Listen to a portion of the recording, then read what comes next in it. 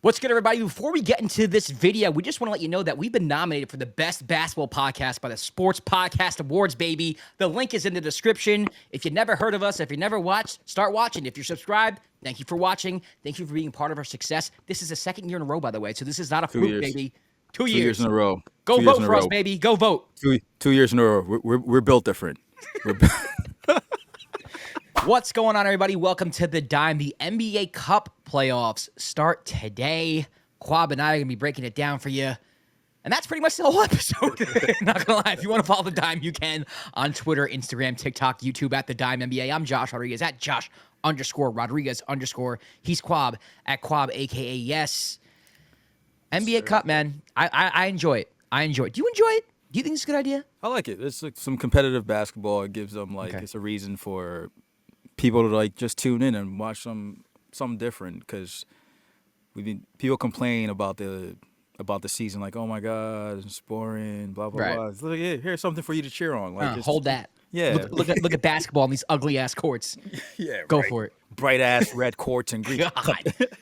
Okay, well, that's a whole nother discussion. We're not here to talk about that. We're here to go pole dancing, Kwab. Let's do it.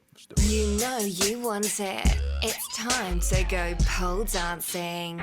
Get your mind out the gutter. We're talking about Twitter polls. My goodness. Yes, this is pole dancing. We put up 3 polls on our Twitter account at The Dime NBA.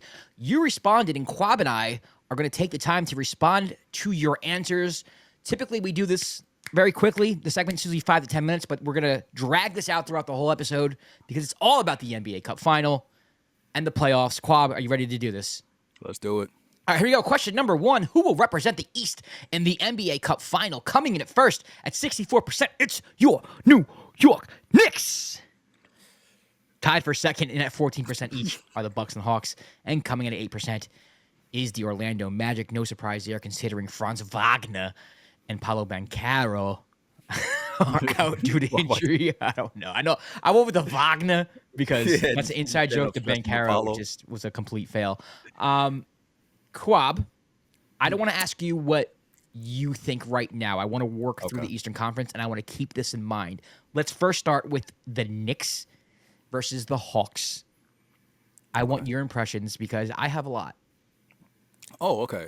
Surprisingly, you have a lot when it comes to the Knicks. That's shocking. Obviously, I'm gonna guess that you probably voted for the Knicks to I did. come out the East. I did, surprisingly. Again, I'm shocked, completely mind blown. Actually, make sure you tilt your head down when you say you voted for the Knicks. Just, no reason whatsoever. I don't know why I voted for the Knicks. Why it happened? Look, with the Knicks-Hawks matchup, my thinking about it is that the Knicks should win. But they also should have beat the Pistons, and they also should have beat. Who did they lose to?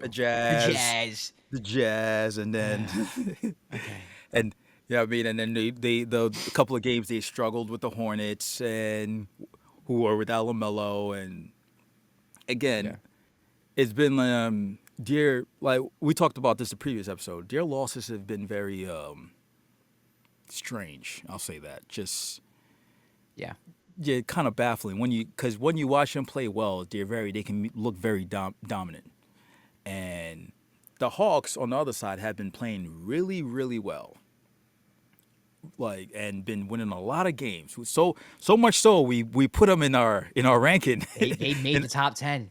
They made our top 10 out of nowhere. Yeah. But they made it. But they've been playing really well. I wouldn't be surprised if the Hawks beat the Knicks. I think the Knicks should win, but I would, if I'm watching that game tomorrow.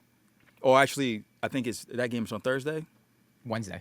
The game's on Wednesday. If I'm watching that game Wednesday, I'm not going to be shocked if the Hawks beat the crap out the Knicks.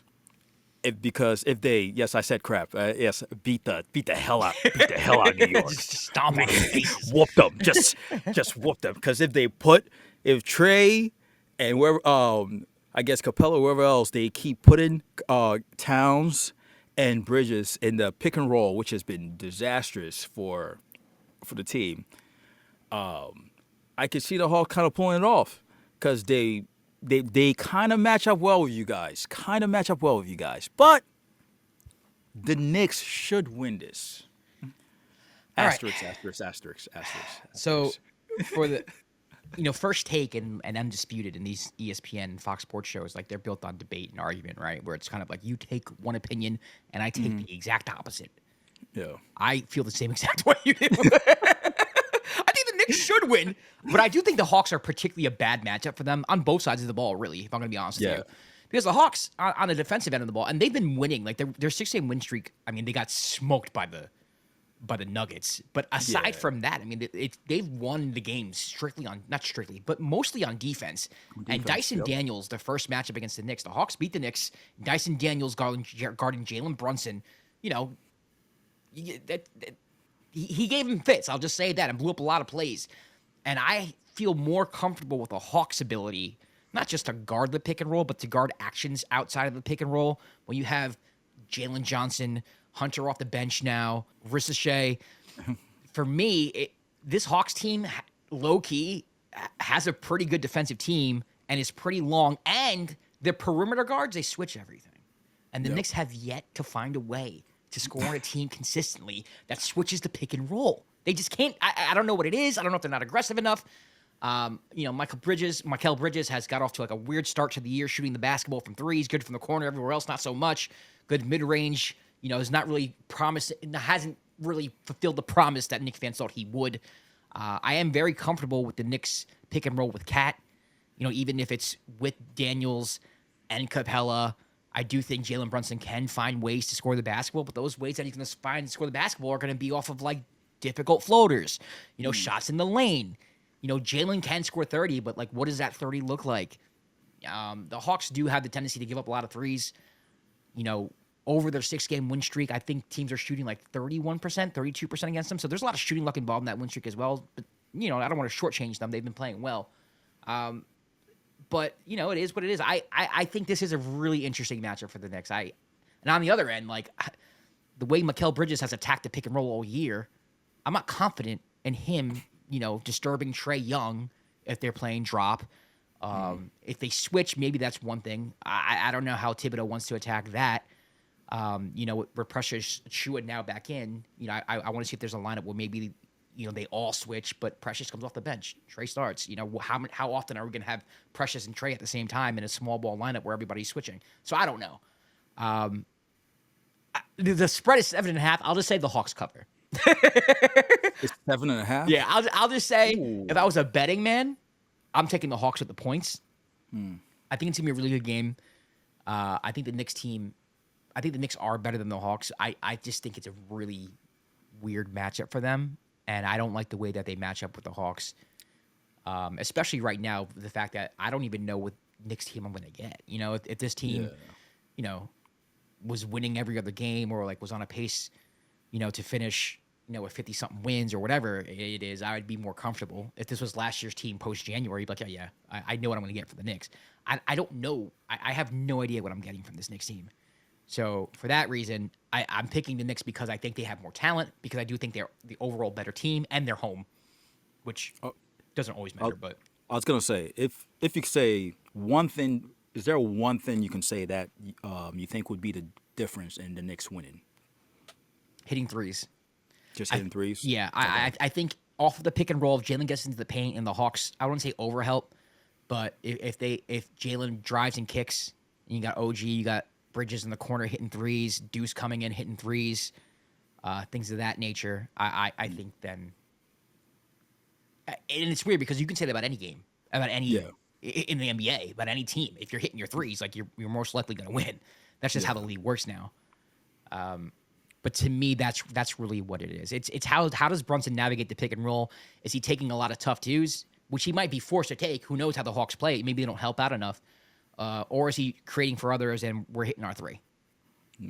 So see, when like I said before, with the Hawks in terms of their wings, they do kind of match up well with your team, like with DeAndre Hunter, like you said. Dyson Daniels has been having a great year, should be in the discussion for Defensive Player of the Year. And Trae Young has been playing really, really well when it's like not talked about whatsoever. Just because He's been shooting the ball okay.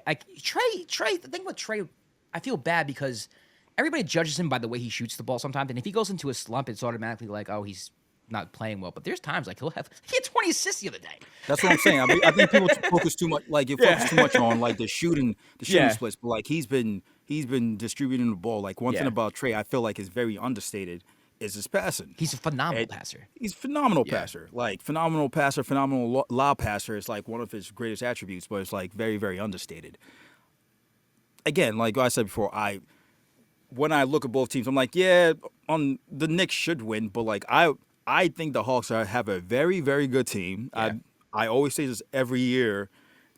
As a team, they have everything on paper, like everything that you want for a typical team in this new era of basketball. Like they have everything that you'd want. Now it's just when it needs to come together. So if I'm watching the game, I wouldn't be shocked if the Hawks beat the Knicks. I wouldn't be shocked at all. All right, well, let's move on to the Bucks Magic. This would have been so much fun if the Magic were healthy. If they had everybody. The Bucks are playing better. The Magic were playing great. Even without Paolo, they were playing great.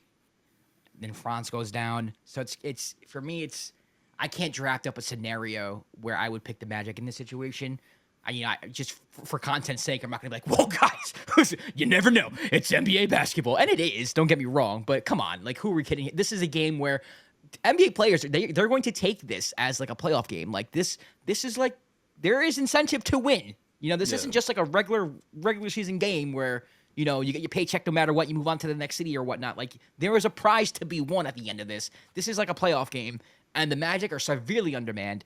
It's almost unfair for me to even, like, dissect this game because I don't think the Magic really have a chance in this game in particular. What do you think? It stinks that the Magic's two best players, who are basically having all-star seasons at certain different points, both went down with the same injury, which is really, really strange. Obviously, we're both gonna say the Bucks, but I just don't trust the Bucks. I don't trust the Bucks either, but they've been playing better. You can say they've been playing. They have been playing better. But and also Chris Middleton coming back. You're working him into rotation. He's looking solid. You know what I mean? They almost just lost to the Nets, but that's a whole other story. Everybody almost loses to the Nets. Thank you. I just want to hear you say that. Thank you. Hey, that's what we do. That's what we do. We lose by 4 or 5. That's how you take properly, guys. Yes, you're really close, and then you put. We won't win, but we'll cover. We'll cover. We'll cover. So this should be a Bucks victory. Like they need to come out with the right mindset, be very aggressive, and win this game. If they come out playing wishy-washy like they have been to start off the season, regardless of who's down with the Magic, the Magic will win because they play hard. That's the one thing you can never say about the Magic. They don't play hard. They always play hard. Yeah. So if the Bucks don't come out with the right mindset to start the game, they will lose this game. Yeah. And I mean, I can't see that happening. I can't see that happening. I can't see that happening. But if it does happen, like serious conversations need to be had. I mean, it's one game. But I get what you're saying. Serious because there's no, like you said, if they lose this game to the Magic, when with everything the Magic have going on, whereas basically they're down their best two players, they're heavily relying on Jalen Suggs right now, and Mo Wagner and whoever, like they're down players, right? But so you say the Bucks should win this game. So if the game starts and all of a sudden Jonathan Isaac is shutting down Giannis and what, have you seen that mid range? That's crazy. Yeah. You see Giannis in there? Crazy. It's crazy. Yeah, and Giannis decides to shoot long threes for some reason. Right. And James getting locked up by Suggs. I'm just saying, then conversations need to be had. That's what I'm gonna say. But yeah, Bucks should win this game. Okay, so then you get the Bucks Knicks in a game of the ultimate. I have no idea what to expect in this game. Right. I'm obviously taking the Knicks because I'm a Knicks fan, and because I do think the Knicks still have the better team. I trust the Knicks offense more than I trust any facet of the Bucks offense or defense to show up. That's why I would take them. A Dame and Giannis pick and roll, I think, would give the Knicks fits, but the Bucks don't really run it too much. Also, Cat guards bigger guys better than he does like more agile centers or stretch out fives. I know Brook is a stretch, but I do think Cat's the type he can guard someone like Brook, like just like he guards Jokic well. It's the same thing. I think Cat can handle Brook. I like the role players better than on the Knicks. You know, you have Bridges or OG you can stick on Dame. You have OG who you can stick on Giannis, and he's done an admirable job. I wouldn't say he's dominated. He hasn't dominated Giannis, but he's done a sufficient enough job as someone can do on Giannis as a New York Knick. I like the way the Knicks match up against the Bucks ever since they made the OG trade. So I do like the Knicks better than the Bucks. I do trust the Knicks more than the Bucks. What are your thoughts on that matchup? Yeah, I think the word trust is what comes down to like who would I trust more? And it probably would have to be the Knicks. Yeah. Even though like I was wondering who you were gonna say was gonna match up with Giannis, just because if It'll be OG. it's probably gonna be OG, right? If Cat's gonna end up he's gonna end up out of the paint because he has to close out to Brook. Brook is just gonna be at the 3-point line most of the time, which opens up the lane. That's the one thing the Bucks always do. It opens up the lane, but also like teams have packed the lane with everybody else, right? Like when Giannis has the ball at the top of the key, everybody's in the paint. Right? You know, it's like a wall. Yeah, and the one thing, the difference is like their other players have been hitting more shots now compared to the start of the season, which has been making a difference. So that I think that factors into it. Right now I'm gonna say the Knicks, but I'm interested to see how the first couple of games look because I think that's gonna tell me a lot. Yeah. Because if I see a Knicks team that struggles with the Hawks, I see a Bucks team that somehow struggles with the Magic. Can nobody win the East? Is it nobody? I'm not even picking it. Then I'm not picking anybody in the East. You know what I mean? So right now, I'm gonna say the Knicks also. Okay. Let's move on to the West. Question number 2: who will represent the West in the NBA Cup? Coming in at first place, 39%. It's the Oklahoma City Thunder. In second place with 31%, it's the Houston Rockets, and tied for third is the Dallas Mavericks and the Golden State Warriors. The Rockets, interesting enough, coming in second. That kind of surprises me. Let's start there. They play the Warriors, a team they've lost to twice already. Last time they lost, they didn't have Steph Curry. The Warriors didn't have Draymond Green. But you know what, Kwab? The Rockets didn't have Tari Eason. Yes, let's talk about it. Preach! Talk about Preach! So for me, personally, I like this Rockets team. We talk a lot about their half-court offense and how, I want to say abysmal it is, but it's just not good. It's not like contending good. You know, they rely a lot on offensive rebounding and getting second chance points, and they are the best rebounding team in the league. They have the best rebounding rate, but the Warriors have the 5th best rebounding rate. So they're not better than the Rockets rebounding, but they can hang with the Rockets. On top of that, on the opposite end of the ball, I think a team like the Warriors that does like consistent split action and is just consistently moving. The Rockets are good defensively, but I feel like a team like that gives them trouble. I watched the whole game. I did a whole reaction video to the game when the Warriors were up like 40 points and almost blew that whole game.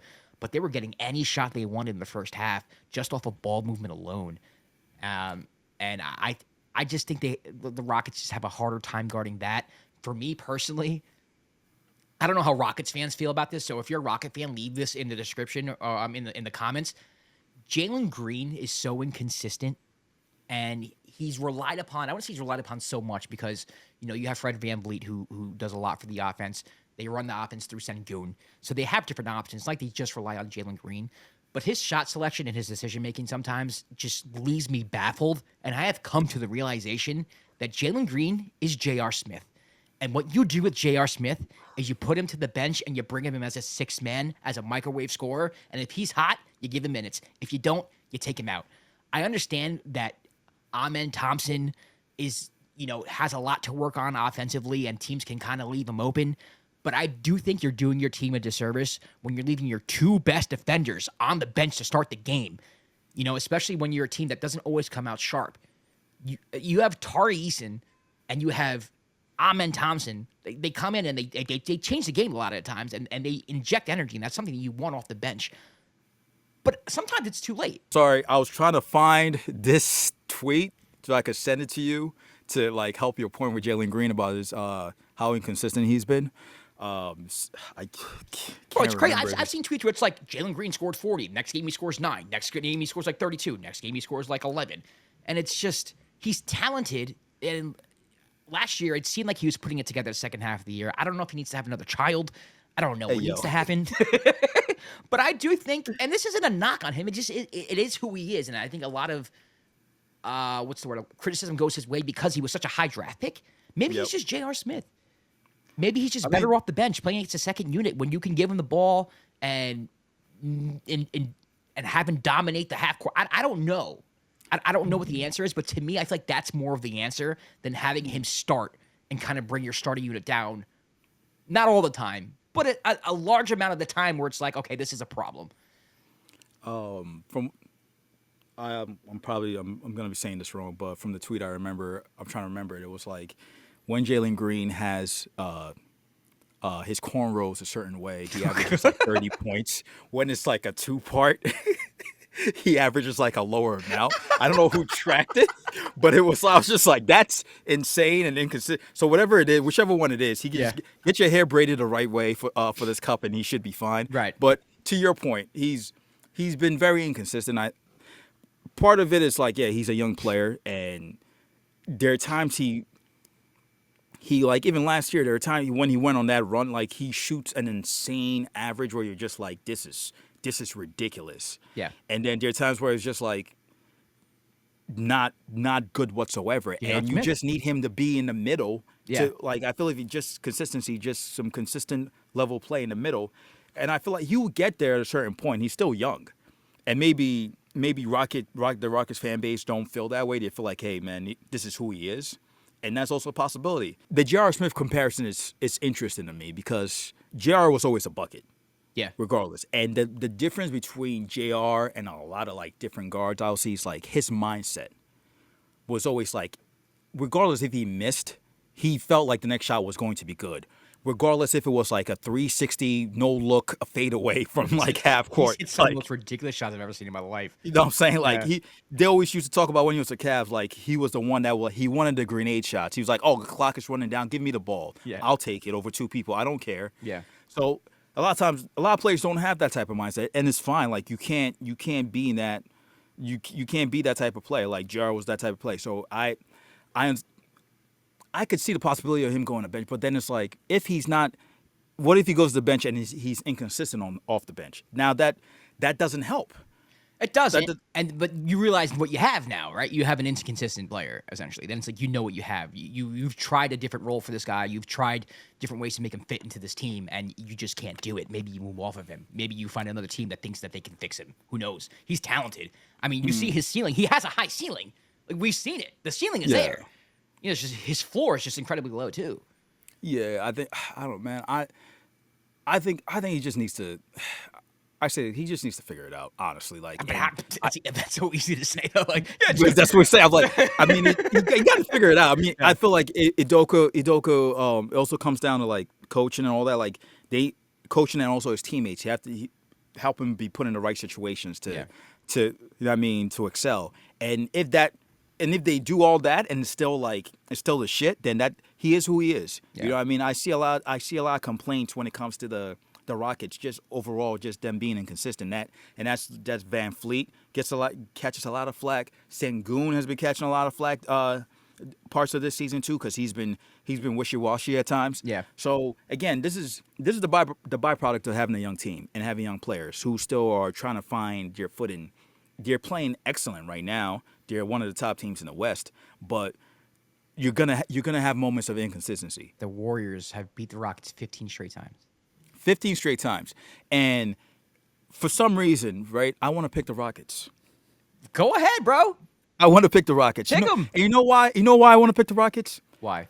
I was watching the Warriors game yesterday against the Timberwolves. Okay. And Draymond, at the end of the game, isolated on Rudy Gobert. He dunked it on him. Caught the screen and then dunked the ball. That was pure hatred, bro. That wasn't like, yo, this man went like, started looking like people say he looked like prime LeBron. There's a side by side video I saw. It had me dying. But I couldn't believe that was the last play that they called. I expected it to be like something for Curry or something for Buddy Hield, who had just hit a 3. It was Draymond isolated at the top for Rudy Gobert, and that was off pure hate. That Just was. pure hate. And you know who hates the Warriors? You know who really, really hates the Warriors? Them Rocket boys really, really hate. Like ask Tyrese and how he feels about the Rockets. Yeah. That you could tell like it messes up his whole day. Like they're gonna be motivated. So They're gonna be motivated. So thing- go ahead. Go ahead, finish. I was gonna say I'm basing this on pure hate and motivation. Skill aside, I feel like that's why I want to pick the Rockets. The Warriors should win, but I feel the Rockets' hatred is so strong right now because of just years and years of just dealing with this Warriors team, and even now. So I part of me wants to pick the Rockets. I don't blame you. And Yeah. it's funny because I hate stats like these. I was going to make a joke after I said this stat, but then you went on your rant. I just let you go. Yeah. But for me, I like whenever someone's like, man, you haven't beat the Los Angeles Lakers since 1972. Like, how much does that weigh on you? It's like, I wasn't born in 1972. What I got to do with me? You haven't beat the Golden State Warriors in 15 games. How's that weigh on the organization? Oh, man. It's like, I wasn't even on this team. None of us were on the team 15 games ago. Like, what are you talking about? Like, yeah, we might have been here for like 5 or 6 of them, but 15? Like, those type of stats have always made me laugh. Always made me laugh. Like, you see it in football a lot, too, where it's like, the Miami Dolphins haven't won a cold game since 1980, blah, blah, blah. And it's like, this whole roster wasn't even born yet. And you're attributing a stat to them? That's insane. But for me, listen, I'm just total transparency. I'm rooting for the Rockets because they are the underdog, because they are the young team, and because we've said this on the podcast before, they become one of our favorite teams to watch. Yep. My head is saying the Warriors, though. And I hope I'm wrong. The second game, Mavericks versus Thunder. The Mavericks did defeat the Thunder earlier in the year without Luka Doncic, but to be fair to the Thunder, they didn't have Chet or Isaiah Hartenstein. So 2 teams under man playing each other earlier in the year. Doesn't really mean much. Now you come back, Luka's back, Hartenstein's back, Chet's still out. To me, this is a preview of the Western Conference Finals in general. Like, I think these are the 2 best teams in the West for sure. Again, like, if you're the Thunder, it's very fair to say, hey, listen, we don't have Chet yet, so don't, judge us too harshly if we lose, or judge us. Imagine what we're going to do when we get him back. I think that's fair as well. But as they stand right now, to me, the Dallas Mavericks are playing the best basketball in the West and are the best team in the Western Conference, despite the records. I'm going with the Mavericks here. Okay. I think that offensively, even though the Thunder are having an incredible defensive season, I think offensively it's going to be very similar to what it was last year, where Luka kind of just does whatever he wants. PJ Washington in the corner, Quentin Grimes, Marshall, all the role players. It's just a lot to cover. And Luka and Kyrie are going to be able to just do whatever they want in the half court. I'm going to say do whatever they want, but be pretty successful in the half court. On the other side of the ball, the Mavericks too can D up. Isaiah does bring a different element to that offense, which I think has taken them to another level before they got him. So I'm interested to see that. I think it's going to be a great game, but right now, I just like the Mavericks more. I do. I don't know what it is. I just think they're a little more complete. I think they're more well-rounded. Both deep teams, both really good teams, both evenly matched teams, in my opinion. I'm going to go with the Mavericks. I think I'm just going to go with the Mavericks in this game, particularly. Nice. What about you? With the Western Conference matchups are like, it feels like it's going to be like a fun watch, very fun watch for either side. I kind of agree with you when it comes to the Mavs. They've been playing amazing, even when Luka was out, and then Luka slides right back in, and we all know the impact he has. I am interested to see how Thunder having Isaiah, how it looks like for them defensively. Yeah, because you're not gonna get with a lot of the lobs and the 2 bigs that Dallas have that they usually get a couple of easy buckets here and there, and sometimes the Thunder, because of how small they are especially now with Chet out, but when Chet wouldn't be in the game, like they felt like sometimes they weren't able to complete possessions defensively without getting the rebound and then getting out and running and such. So I'm interested to see how that looks. The problem you run into with the Mavs is like, okay, who do you have to slow down Luka and Kyrie and then the role players? Like, you can match up as well as you can and force them to take tough shots. But somebody like Luka loves taking tough shots. Kyrie loves taking tough shots, and they can hit him. So it's like and they can hit him. Yeah. It's kind of like it becomes an issue. Like, I mean, the same thing with SGA. SGA loves taking his shots and playing at his own pace and scoring. So those are becomes the key. And it feels like the Mavericks might have just a little bit more on their side compared to the Thunder. I'm gonna say the Mavs, but again, I wouldn't be surprised if the Thunder pull out a victory, just because they still are very talented. Yeah, the top 3 team in the league at worst. At worst, right? Top 3. Yeah. So yeah, I'm also leaning with the Mavs also, but I could see the Thunder winning this game also. All right, so that leaves us with the Western Final. You have the Rockets. I have the Warriors, Mavs. Either way, though, I'm picking the Mavs. I think the Mavs come out the West here. Okay. Like I said before, I think they're the best team in the Western Conference right now. I think they're playing the best ball. So even if they go against the Warriors or Rockets next round, that's who I'm taking. You had Mavs Rockets, so I want you to make a prediction off that game. Probably Mavs also. Mavs? Okay, so we're in agreement here. Mavs Knicks. Mavs Knicks. Yeah. All right, so that leads me to the final poll question. Who will win the NBA Cup? Coming in at 40% was other. And guess who was the Rockets. team that everybody commented? Rockets. Houston Rockets. Rockets. And I'm actually going to read the tweets out loud. So one comes from Virgil Hawkins at I'm Not Drizzy, who is Zach, by the way, the infamous Zach, who we talk about all the time on the podcast. He says Rockets are the perfect mix of being a good basketball team, yet the bonus means the most to these young guys, which is true. It means a lot to these guys. Jalen Green, Sengun, both sign extensions starting next year. Shepard, Smith Jr., Thompson, and Eason are all on their rookie deals while still being in the rotation, which means they're going to be hungry. Kwab, it's hard to argue that. It's hard. But it's also point, like Zach. It's also that argument of like they just want it more. I hate that argument. God, they just have a little. They just wanted it more. But sometimes you do play harder than the other team. You are more inspired. Yeah. And then AJ Kelly just said Rockets. Nothing else. I mean, look. I wouldn't be surprised if the Rockets pull it out and get a victory. Like you said, they have a great young team. They have great pieces. It's just that with them, it becomes the issue of them being so inconsistent at times, and it's like players that they need to be like you can get inconsistent play from role players, and you still should be fine. Yeah, but like they get inconsistent play from their main core, which is like it's tough. Like especially from the starting lineup, if you get inconsistent play from your starting point guard, your starting 2. Your 3 is Dylan Brooks. Enough said. He's playing Dylan. God, I can't believe this. Dylan's playing well. Do it. Say it again. I'm here. Dylan's playing really well this year. And so that's how you set up. That's how you set up somebody to say something positive about somebody. It's been a bad year for the players I've always hated on, which is like two or three people my whole freaking life. But they've been really good, man. Dylan Brooks has been good this year. Dylan Brooks has been good. Like Jabari Smith.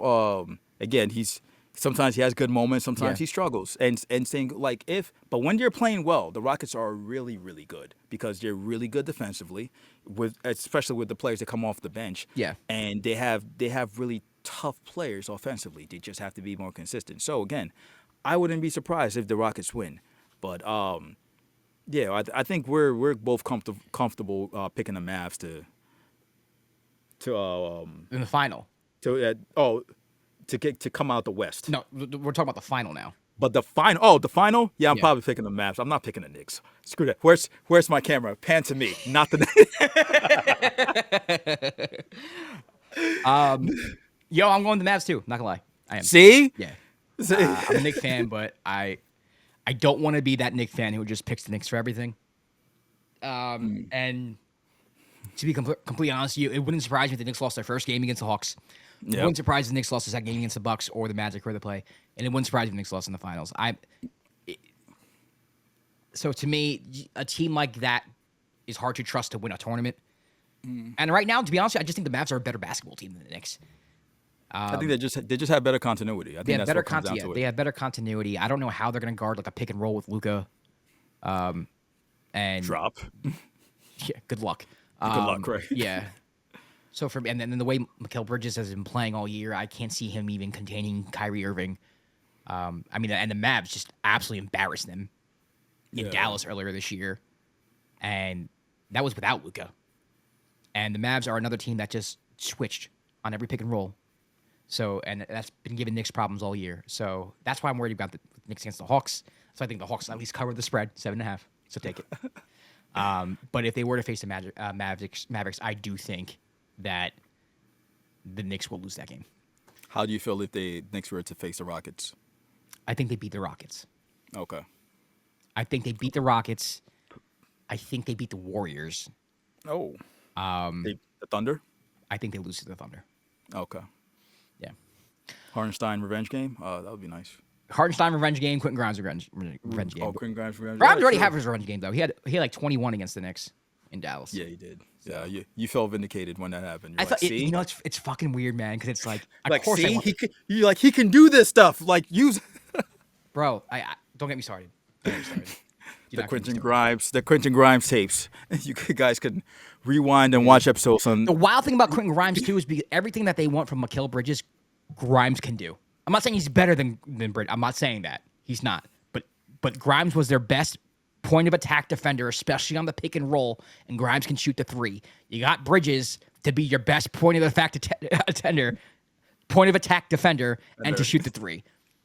And Bridges is better than Grimes. I'm saying that Grimes is better. I'm just saying, like, you gave up 6 picks in Quentin Grimes essentially for Mikal Bridges. That's all I'm saying. I mean, somebody made the point I saw online where like Quentin Grimes is the exact type of player you would want right now on the Knicks bench. Yeah, I said that the second they traded him. Yeah. The moment they traded him, like, this is a mistake. I mean, I have the receipts too. Everyone texted me like, "Great trade." I was like, "No, this is a fucking mistake." No, you hated it. I remember. I can co-sign on that. Yeah, you hated and it. the only reason why I hated it, the only reason why I'm okay with it, was because Grimes' time with the organization had come to an end because he didn't want to be there anymore. Yeah. So it's like, if he doesn't want to be here anymore, there's no sense of having him, no matter how much I like his game. He doesn't want to be here. He hates being a Knick. So let him go. It is what it is. Yeah. But that's gonna. I was gonna say I just think it's tough, like especially when it comes to the Knicks. If you end up in a doghouse with Tibbs, like it's hard to get out. Like he likes if he fucks with you, like you're gonna play 90 minutes a game. But that was a clear case, and I this is going off on a Quentin Grimes. This is one from to a Quentin Grimes. We're just gonna clip this at the end and be like bonus content, Quentin Grimes. Yeah, that's pretty much what it is. The thing about Quentin Grimes though was that, and I don't know how many Knicks fans remember this. The week before everything went south with Quentin Grimes, Josh Hart came out to the media and said that he didn't like the way he was playing, but he didn't like the way he was being used and like the way the team was playing. I'm paraphrasing. I don't remember exactly what he said. A week later, Quentin Grimes was like, "Hey, me too." Like, look at me. Right. And Tibbs did not have the smoke for Josh Hart, but he had the smoke for Quentin Grimes. I pictured Tibbs. Organization. I pictured Tibbs was like, Josh Hart said that. Okay, yeah, we can change that. Right. And then somebody comes like, hey, Grimes just said, he said what? That's exactly what happened. What he said? And listen, all right, we'll take care of that. Listen, to be fair to the Knicks organization, Tibbs, Grimes wasn't playing well, and DiVincenzo outplayed him and got a starting spot. But, and I will die on this hill, I agree with 98% of everything Tom Thibodeau has done as a New York Knicks head coach. The 2% I don't agree with has everything to do with how he coached and handled Quentin Grimes last year. You put him in the corner and had him stay in the corner forever. The man was at the bottom of the league in touches as a shooting guard. Didn't touch the ball. That's insane. And his teammates the only teammate who ever passed him the ball was Josh Hart. In transition. They never gave him the ball in transition. They never looked his way. He's a good three-point shooter, especially from the corner. They passed open looks to him all the time.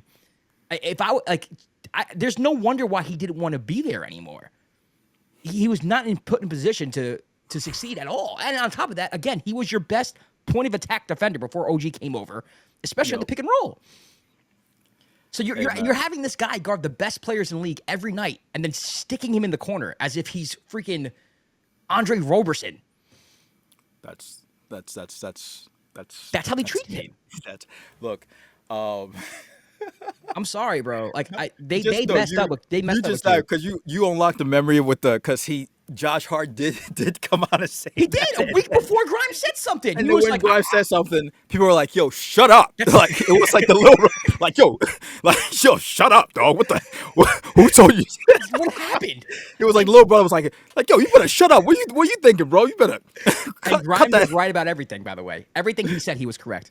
Everything. Look, And I'll say that's why this. I was a heavy Grimes support because he was right about everything, and he and also not to forget this, there was a point the year before where the Knicks were under 500, and there were little rumblings about firing Tom Thibodeau. And what was the adjustment he made? Starting Grimes. Saved his Starting fucking Grimes. job. He saved Starting his Grimes. job, Starting bro. Grimes. I remember starting Grimes. Look, I'll say this: when the whole you said there's like 2% you don't agree with Tibbs, my percentage is kind of higher because I don't understand why you play 6 players like all the minutes, but it works for him. It's fine. Like against the Hornets when you guys were up like Oh my God. 17 or Yeah. 18 or whatever it was, he played Mikal like all the minutes, and I'm like, I guess you're trying to get him out the slump. And this is what I remember Zach texted me. This is like, I guess he's trying to get him out the slump or whatever he is to get him out the funk, so he's playing Yeah. him through the minutes. At the same time, I'm like, yo, this is ridiculous because as hard as you want your players to play, the minutes allocation is always ridiculous. But insane. that's a whole other story. Yeah, I'm not. Yeah. Tibbs knows more basketball than I will ever like. I love Tibbs. I love him. That I will ever like. Yeah, my rant has Yeah. nothing to do with how I feel about Tibbs. I think he's been the perfect coach for this team, and I have no complaints outside of the way that he used Quentin Grimes last year. Made no sense to me. So that's your bonus Quentin Grimes content for the NBA Cup. Stay tuned in 3 weeks when Quentin Grimes drops 30 in a game and it triggers me again. Listen, if you want to follow Dime, you can on Twitter, Instagram, TikTok, all that good stuff at the Dime NBA. I'm Josh at Josh_Rodriguez_. He's Kwab at Kwab, aka Yes. We will catch you next time for another episode of the Dime. Peace.